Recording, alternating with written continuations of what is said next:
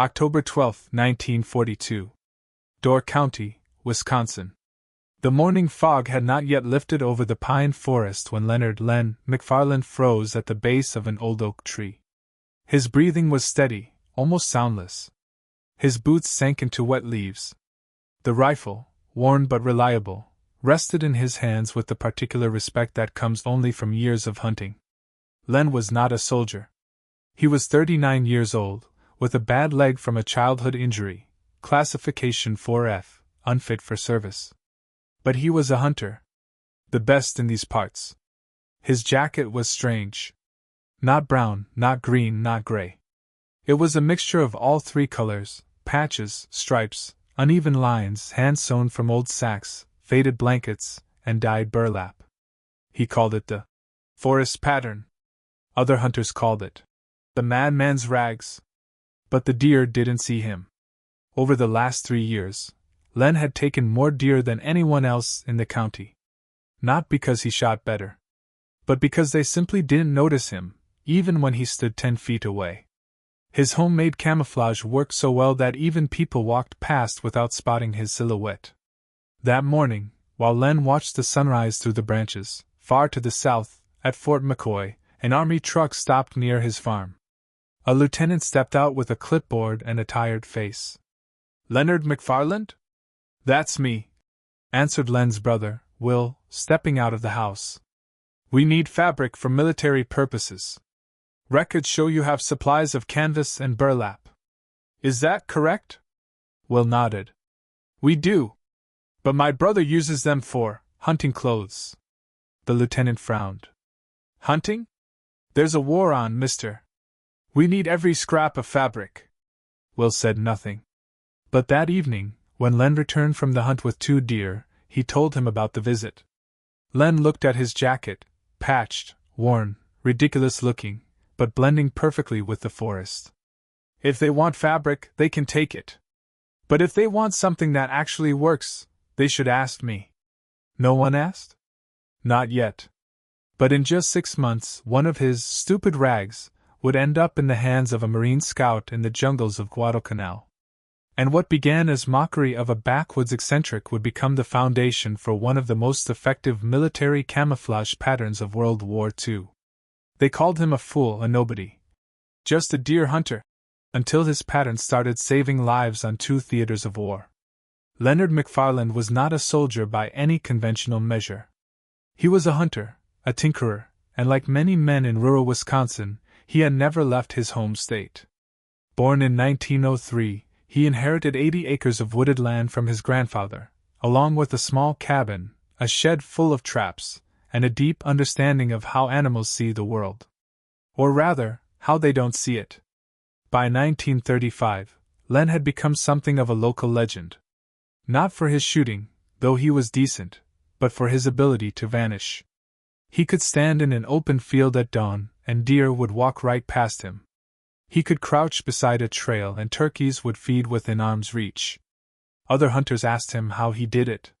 He'd shrug and say, "Don't move like a man. Don't smell like a man. Don't look like a man." That last part was the key. Most hunters wore solid browns or greens.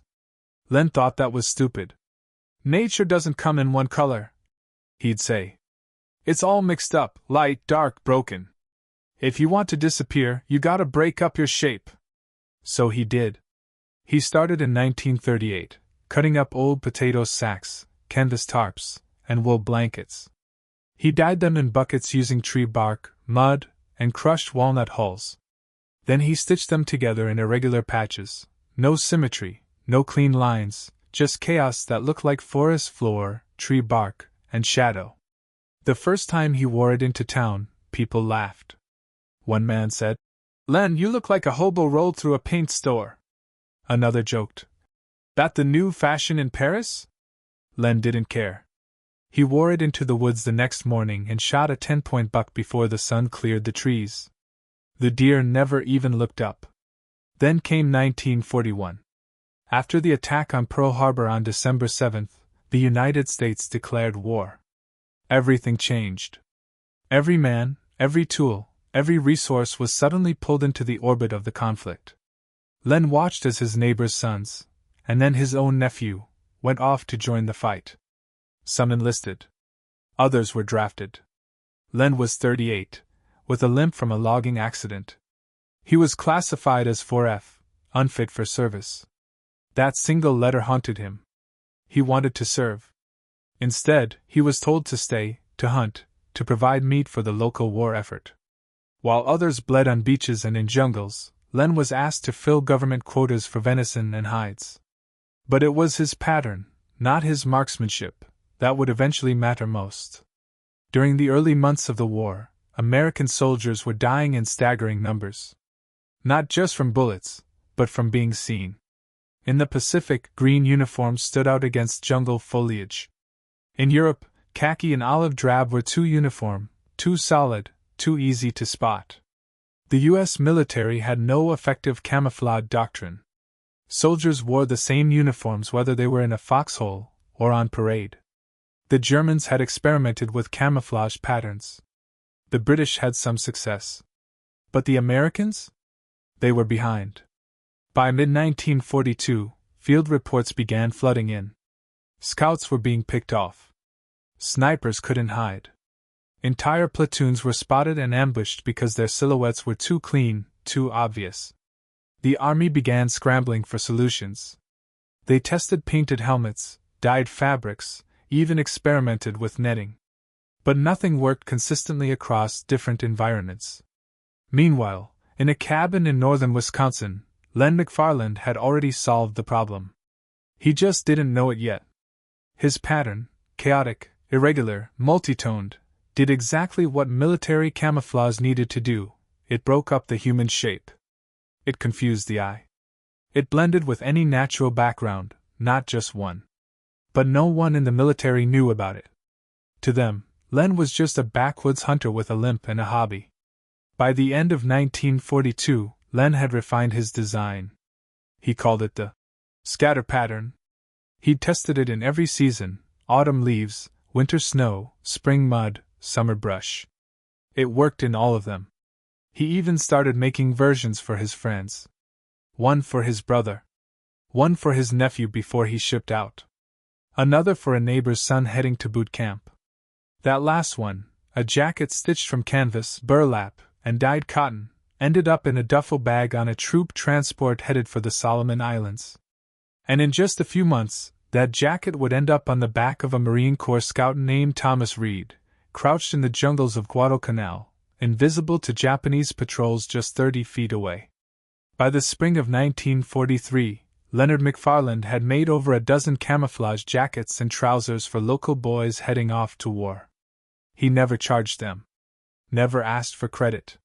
He just handed them a bundle wrapped in paper and said, "Stay low. Stay quiet." Most of them smiled politely and stuffed the clothes into their duffel bags, probably intending to throw them away once they got to base. After all, the Army issued uniforms. Why would they need some backwoods hunter's patchwork rags? But a few kept them.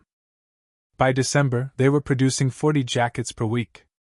Half went to Marine Scouts in the Pacific. The other half went to Army Rangers preparing for Italy.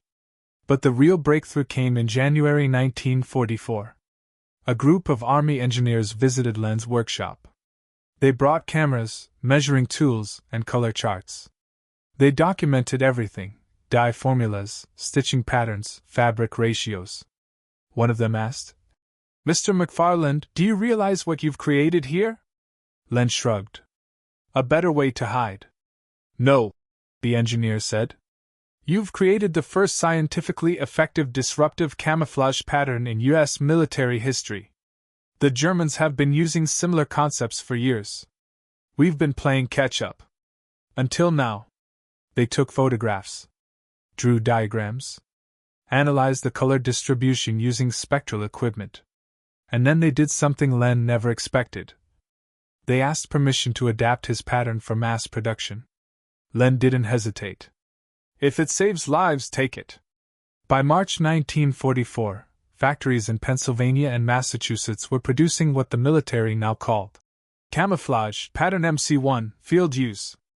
Thousands of uniforms rolled off production lines every week, each one based on the design a Wisconsin hunter had stitched by lamplight in a shed behind his cabin.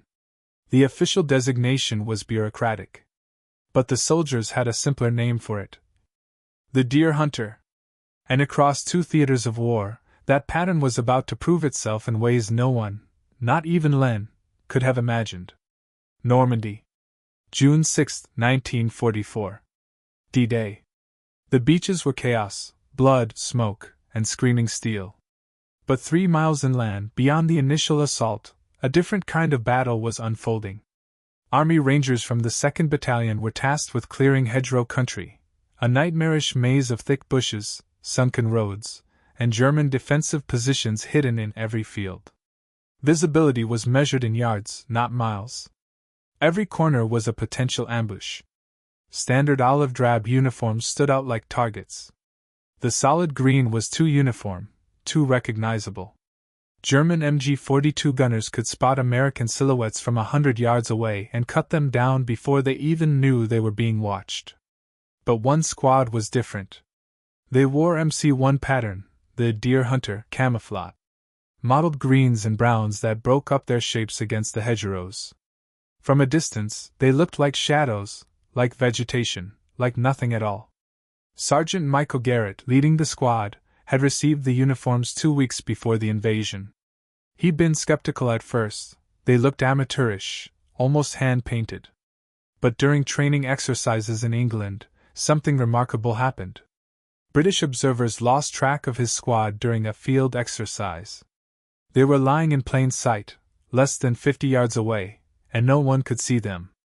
"It's like they vanished," one officer had said. Now, in the hedgerows of France, that invisibility was keeping them alive.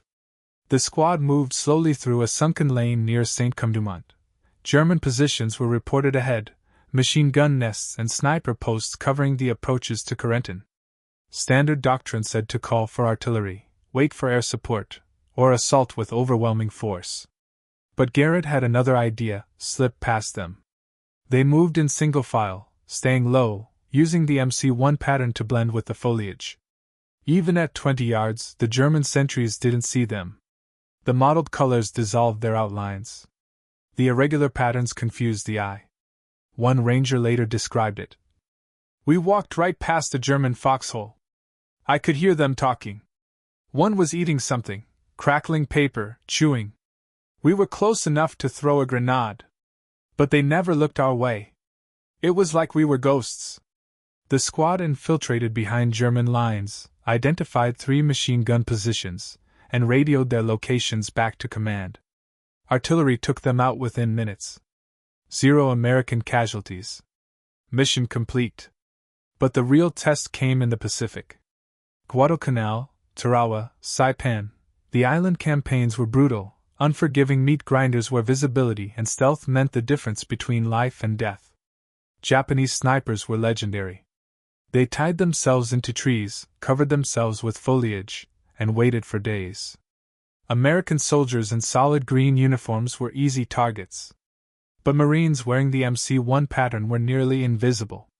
On Saipan in June 1944, a Marine scout named Corporal James Reese spent 36 hours behind enemy lines wearing lens camouflage. He observed Japanese troop movements, counted artillery positions, and radioed coordinates, all while Japanese patrols passed within arm's reach. In his after-action report, he wrote, "I was lying flat in tall grass, maybe 20 feet from a Japanese supply trail. Soldiers walked past me all day. Some stopped to smoke. One sat down to rest not 10 feet away. None of them saw me. The pattern works better than anything I've ever seen." By July, Marine Corps Command issued a directive: prioritize MC-1 camouflage for all scout and sniper units in the Pacific Theater. Back in Europe, the pattern proved equally effective in forests, fields, and urban rubble. During the Battle of the Hurtgen Forest in late 1944, one of the longest and bloodiest battles on the Western Front, entire rifle companies equipped with the Deer Hunter pattern reported significantly lower casualty rates than units in standard uniforms. One company commander wrote, "My men can move through the forest without being spotted until they're ready to engage. The Germans call us the Invisible Battalion. I call it the best tactical advantage we've had since landing in France. The pattern worked in snow, too. Len had predicted that. His original design had been tested in Wisconsin winters. When modified with white overspray, the MC-1 pattern remained effective even in frozen terrain. During the Battle of the Bulge in December 1944, scouts wearing winter-modified MC-1 camouflage conducted reconnaissance missions deep behind German lines. Some stayed out for weeks, unseen, reporting enemy movements that helped turn the tide of the battle. By early 1945, the U.S. military had distributed over 50,000 MC-1 camouflage uniforms across both theaters of war. It wasn't enough to outfit every soldier. Mass production was still ramping up, but it was enough to make a measurable difference. Casualty rates for units equipped with the pattern were, on average, 15 to 20% lower than comparable units in standard uniforms. Scout and sniper survival rates improved even more dramatically. One intelligence report from March 1945 noted, "Enemy forces have expressed confusion regarding American troop movements. Captured documents reference phantom units that appear and disappear without warning. This is believed to be the result of improved field camouflage." Back in Wisconsin, Len McFarland received letters from soldiers he'd never met. Letters thanking him. Letters saying his pattern had saved their lives. He read every one. Then he folded them carefully and placed them in a wooden box in his shed, next to the sewing machine, the buckets of dye, and the scraps of fabric that had started it all. By the spring of 1945, the MC-1 pattern had become an open secret among frontline troops. Soldiers called it the deer hunter. Officers called it tactical camouflage. The enemy called it terrifying. But in the halls of the Pentagon, it remained controversial. Traditional military minds resisted it. Camouflage, they argued, made soldiers harder to identify, not just to the enemy, but to their own side. It complicated unit cohesion. It defied centuries of military tradition where uniforms were meant to be seen, not hidden. One brigadier general wrote in an internal memo, "Camouflage patterns may be effective in limited reconnaissance roles, but they undermine the discipline and uniformity essential to large-scale operations. We are not guerrillas. We are a professional army." But the soldiers who wore it disagreed. Loudly. Letters poured into the War Department from every theater. Sergeants demanded more. Lieutenants wrote formal requests. Even battalion commanders, who rarely intervened in supply matters, began advocating for wider distribution. One captain from the 82nd Airborne wrote, "I don't care about tradition. I care about bringing my men home. Give us the camouflage or get out of our way." The breaking point came in March 1945. A study commissioned by the Army's Operational Research Section analyzed casualty data from January through February across 12 infantry divisions. The findings were undeniable. Units equipped with MC-1 camouflage experienced 18% fewer casualties than comparable units in standard uniforms. In scout and sniper roles, the difference was even starker, 35% reduction in casualties. The report concluded, "The tactical advantage provided by disruptive camouflage patterns is statistically significant and operationally decisive. Recommend immediate expansion of production and distribution." The Pentagon could no longer ignore it. By April 1945, orders went out to textile factories across the United States, triple production of MC-1 pattern uniforms. Priority shipping to Europe and the Pacific. But even as the military embraced it, they tried to erase its origin. Official documents referred to it as Pattern MC-1, developed by the Quartermaster Research Division. No mention of Leonard McFarland. No mention of Wisconsin. No mention of a hunter who'd figured it out by watching deer. One engineer involved in the project later admitted, "We didn't want to tell Congress that our most effective camouflage came from a civilian in a shed. It made us look incompetent."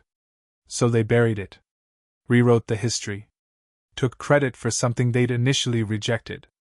Len found out through a letter from Major Hendricks, the same officer who'd first visited his workshop. "Mr. McFarland, I thought you should know, your pattern is now official. But they're not mentioning your name. I'm sorry. You deserve better. Len read the letter twice, then set it down on his workbench. He stared out the window at the forest beyond his cabin, the same woods where he'd spent 40 years learning to disappear. He wasn't angry. He wasn't bitter. He was tired.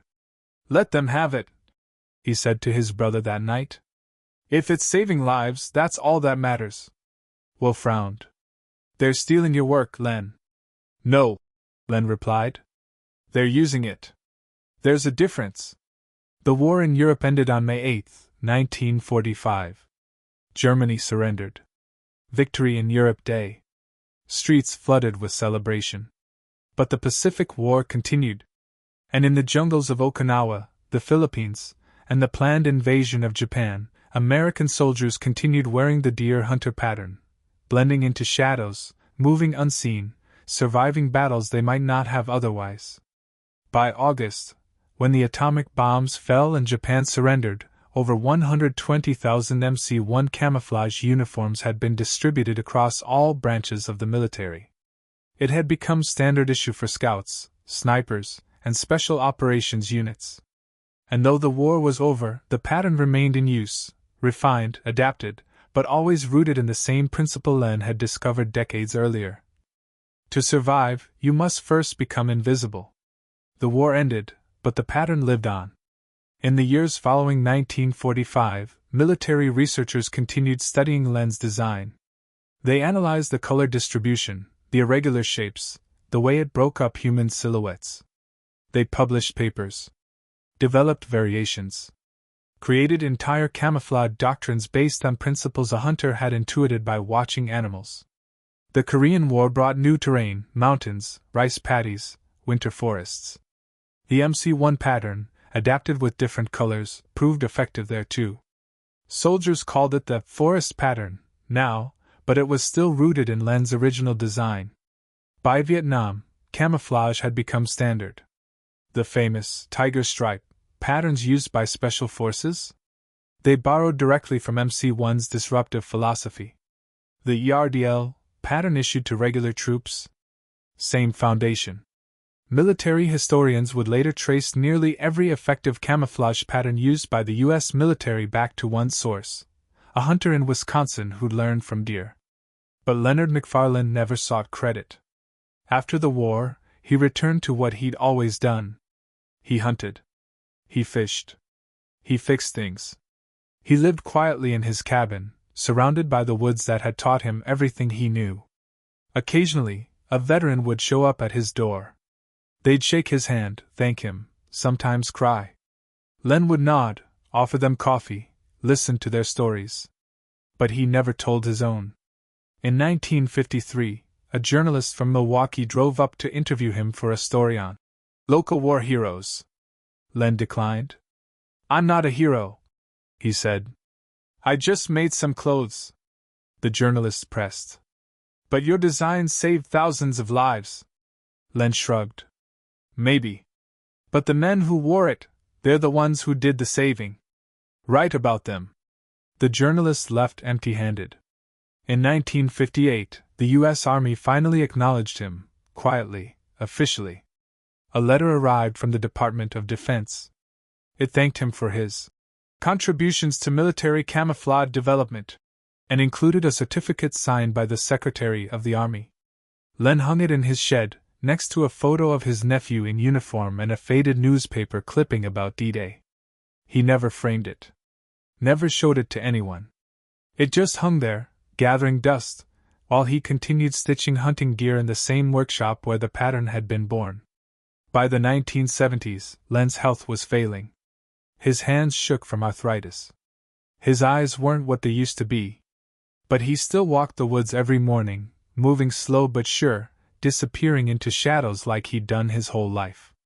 One morning in 1976, a young man in military uniform knocked on his door.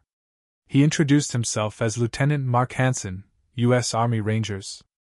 Mr. McFarland, I don't know if you remember me. I'm Will's grandson. I just wanted to say thank you. Len blinked. For what? For this. The lieutenant gestured to his uniform, a modern camouflage pattern, digital and refined, but unmistakably descended from MC1. We still use your design. Every ranger, every scout, every soldier who needs to move unseen, we owe you. Len looked at the uniform for a long moment. Then he smiled. One of those was Private First Class Thomas Reed, a 21-year-old Marine from Sturgeon Bay, Wisconsin. Tommy had grown up hunting with Len. He'd seen firsthand how the pattern worked. So when he shipped out to the Pacific in February 1943, he kept the jacket folded at the bottom of his pack. He didn't wear it during training. Didn't show it to his squad. But when they landed on Guadalcanal in March and the jungle swallowed them whole, when the heat, the insects, and the invisible enemy turned every patrol into a nightmare, Tommy pulled it out. His sergeant saw it first. "What the hell is that, Reed?" "Hunting jacket, Sarge. From back home. Looks like you robbed a scarecrow." The other Marines laughed. One said, "You planning to shoot deer out here, farm boy?" Tommy didn't argue. He just pulled it on over his regulation uniform and headed out on patrol. 3 days later, his squad walked into an ambush. They were moving through dense jungle near the Matanico River when Japanese machine gun fire erupted from a hidden position. 2 Marines went down in the first burst. The rest dove for cover, scrambling behind trees and into ditches. Tommy had been on point, closest to the enemy. He hit the ground hard, rolled behind a fallen log, and froze. The Japanese gunners swept the area with fire, trying to flush out survivors. Bullets chewed through foliage. Bark exploded. Leaves rained down. But they didn't see Tommy. He was lying flat, less than 40 yards from their position, wearing Len's jacket. The mottled browns, greens, and grays blended perfectly with the jungle floor. His silhouette, normally a clear human shape, dissolved into shadow and vegetation. For 10 agonizing minutes he didn't move. Japanese soldiers shouted to each other. One walked within 15 feet of him, scanning the brush. Tommy held his breath. His heart hammered. But the soldier's eyes passed right over him. Eventually, the Japanese withdrew, thinking the Americans had retreated. Tommy waited another 5 minutes, then crawled back to his squad. When he told them what happened, they didn't believe him at first. But the next patrol, 2 more Marines asked to borrow the jacket. Then 4. Then 8. Word spread fast. Within weeks, Tommy's squad was requesting more of that Wisconsin camo. They started writing letters home, asking family members to send anything similar.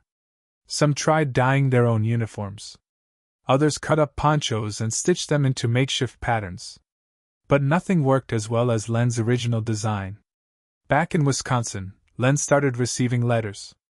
Not from the military, but from soldiers. One read, "Mr. McFarland, I don't know if you remember me. I'm Tommy Reed's friend from boot camp.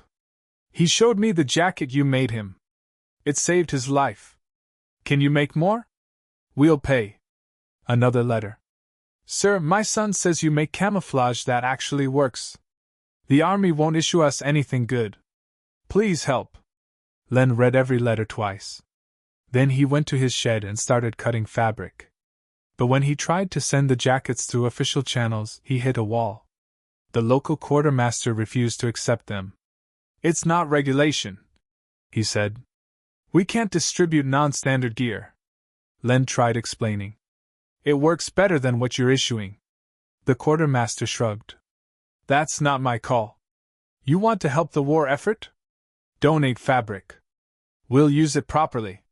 Frustrated, Len started mailing the jackets directly to soldiers, addresses scrawled on envelopes, packages wrapped in brown paper, no return address. Some got through. Some didn't. But the ones that did started changing the war in small, quiet ways. Because while generals planned grand strategies and factories churned out millions of uniforms, a hunter in Wisconsin had figured out what they hadn't. In war, being invisible is just as important as being armed. And Len's pattern, mocked, dismissed, ignored by officials, was making American soldiers invisible in ways the Army's regulations never could. By late summer of 1943, Leonard McFarland was no longer just making hunting gear. He was running a one-man war production line. His shed, once cluttered with traps and deer hides, had transformed into a makeshift factory. Bolts of canvas and burlap lined the walls. Buckets of dye, walnut hull, oak bark, mud, sat in rows on the floor. A sewing machine, borrowed from his sister-in-law, rattled day and night. The letters kept coming. Some from soldiers. Some from their mothers.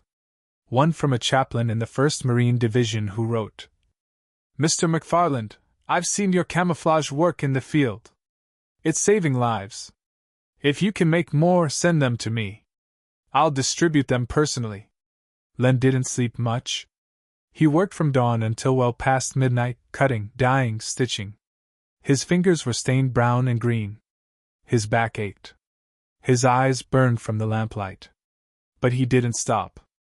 Each week, he packed up 5 to 10 jackets and mailed them overseas.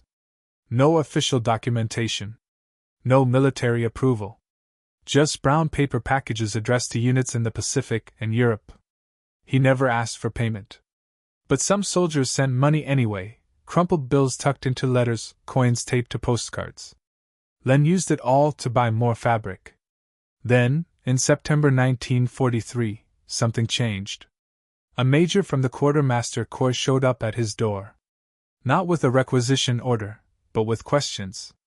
"Mr. McFarland, I'm Major Paul Hendricks.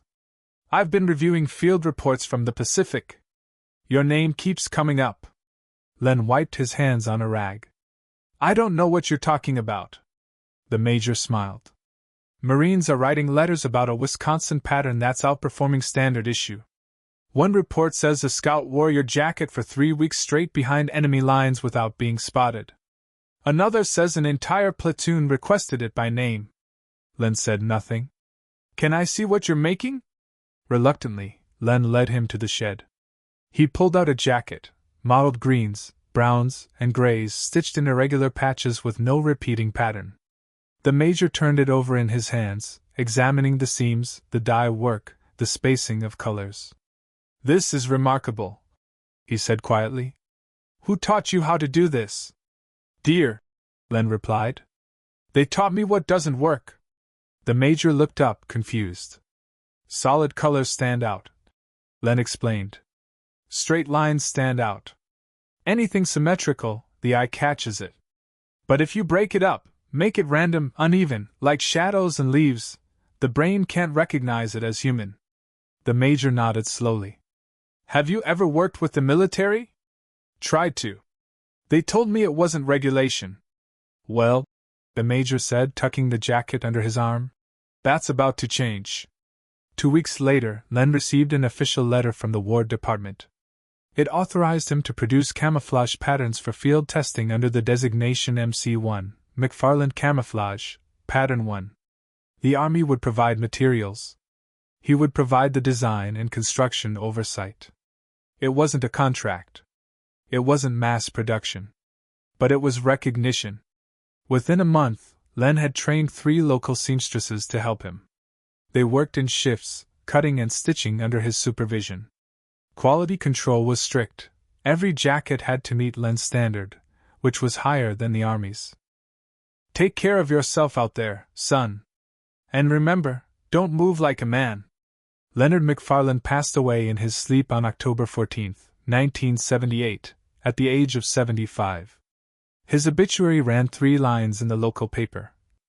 "Leonard McFarland, lifelong hunter and outdoorsman, died peacefully at home. Survived by his brother William and several nieces and nephews. Known locally for his skill in the woods." No mention of the war. No mention of the pattern. No mention of the thousands of soldiers who'd worn his design into battle and come home alive because of it. But in the forests of Wisconsin, hunters still talk about him. They tell stories of the man who could vanish in plain sight. Who understood camouflage before the military did. Who changed warfare without ever firing a shot. And every autumn, when the leaves turn and the deer move through the woods, someone always mentions Len McFarland, the hunter who taught an army how to disappear. It's easy to think that history is made by generals and governments, by grand strategies, famous speeches, and battles with names carved into monuments. But sometimes it's made by something quieter, like a man alone in a shed. Like fabric scraps and walnut dye. Like a pattern stitched together not for glory, but because something didn't work right and he couldn't live with that. Leonard McFarland never wore a uniform. He never fired a shot in anger. He never stormed a beach or led a charge. But his pattern, his so-called backwoods hunter's rags, rolled through the hedgerows of France, crept through the jungles of the Pacific, and moved like ghosts through forests where visibility meant survival. And it did something that almost nothing else in war ever does.